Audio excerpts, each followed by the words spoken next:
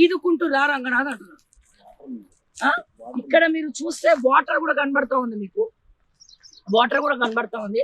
చాలా కంపు కొడతా ఉంది యాక్చువల్ గా, చాలా కంపు కొడతా ఉంది. అండ్ క్లియర్ గా ఇక్కడ మీకు నల్ల మట్టి కూడా మీకు కనబడతా ఉంది, నల్ల మట్టి కూడా కనబడతా ఉంది. ఎక్కడ ఉంటుంది నల్ల మట్టి?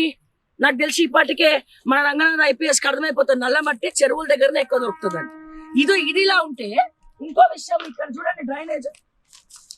వీడి ఇక్కడ ఎన్నియన్ కన్స్ట్రక్ట్ చేయడం కోసము ఇక్కడ మొత్తం ఈ కాలువ ఉంది కదా, మురికి కాలువ కంపు. వీడు అసలు నించోని రంగనాథ్ అయితే 2 నిమిషాలు కూడా నించోనే పని చేయడు.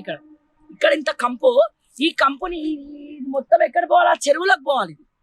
ఇది మొత్తం ఆ చెరువులోకి పంపించాల్సిన వాడు చాలా తెలివిగా ఇక్కడ నుంచి మొత్తం ఈ డ్రైనేజ్ కాలువని మొత్తం కూడా తీసుకుపోయావు. అక్కడ కనబడుతున్నాయా కొత్తగా కన్స్ట్రక్ట్ అయ్యే అపార్ట్మెంట్స్, అక్కడికి వదిలేస్తున్నాడు బయట. ఇక్కడ నుంచి నాలా డైవర్ట్ చేసి, ఇక్కడ నుంచి ఈ డ్రైనేజ్ కాలువని డైవర్ట్ చేసి అక్కడికి వదిలేస్తున్నాడు. అసలు ఏమనుకుంటున్నారు? ఏం జరుగుతోంది తెలంగాణ?